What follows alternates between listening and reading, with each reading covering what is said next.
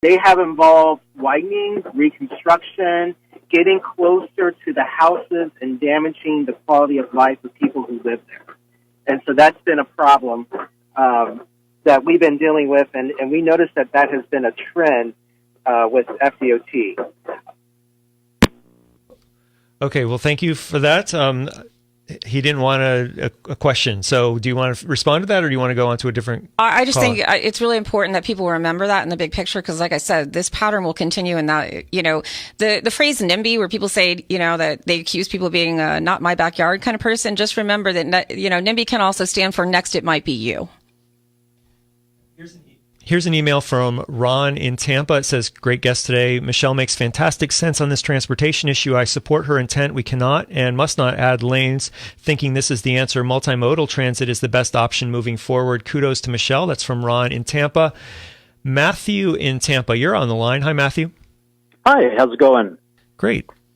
Hey, I just wanted to go back to the Tampa Bay Partnership and their statements in relation to the project and pitting themselves against the community. And I think we have to look at Tampa and the larger picture in relation to the business and civic elite forces that act within the community. And there's a great book called Politics and Growth of the 20th Century in Tampa by Robert Kirsten, and he analyzes this dynamic throughout Tampa's history when it comes to how decisions are made within the greater, historically within the greater Tampa area. And a lot of what he says identifies that, there hasn't been a presence from neighborhood groups and such that have a vocal stance. And I think that we have that now, and I think that is currently biting at the heels of this elite kind of group that has always hung around here. And so I think that the community is doing a great job.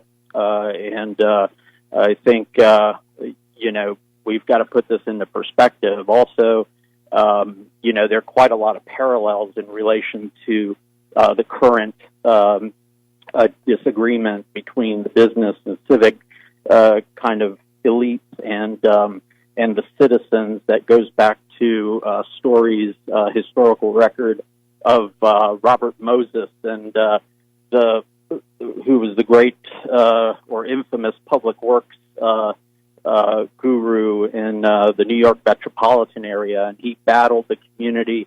And behind him, he had the contractors, he had the business elite, he had all of those people. And at the end of the day, he could care less about the community. So I think the community just needs to stay strong and come out tomorrow at 6 o'clock to the county center and let the MPO know about the thoughts in relation to transportation. All right. Thank you so much, Matthew, for that perspective. We're going to go back to the phones, and we're going to take a call from Connie in Tampa. Hi, Connie. What would you like to say? I would just 100% support what your guest has laid out, that we're not going to be able to add lanes to continue to solve this problem. I could tell you from my perspective of just watching whole African neighborhoods be destroyed, people being displaced.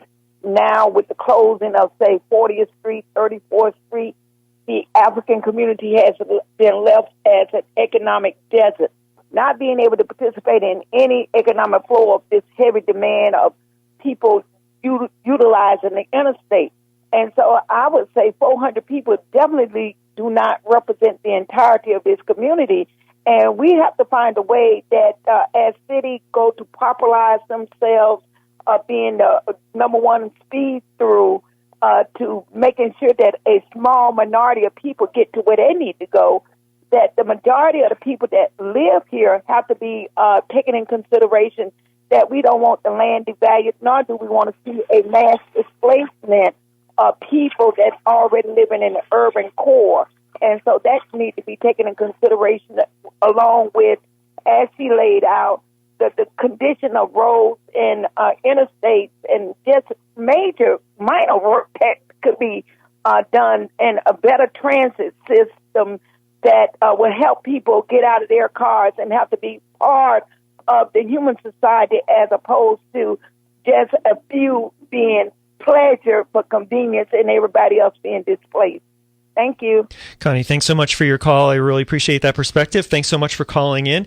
And I want to read an email here that came in from someone who could not get through on the phone. She says, Hillsborough County Commissioner Pat Kemp says the partnership has been pushing hard for what they're calling regional BRT, but what it really is a regional parking garage plan to fund 9,000 parking garage spaces, mostly in the city of Tampa.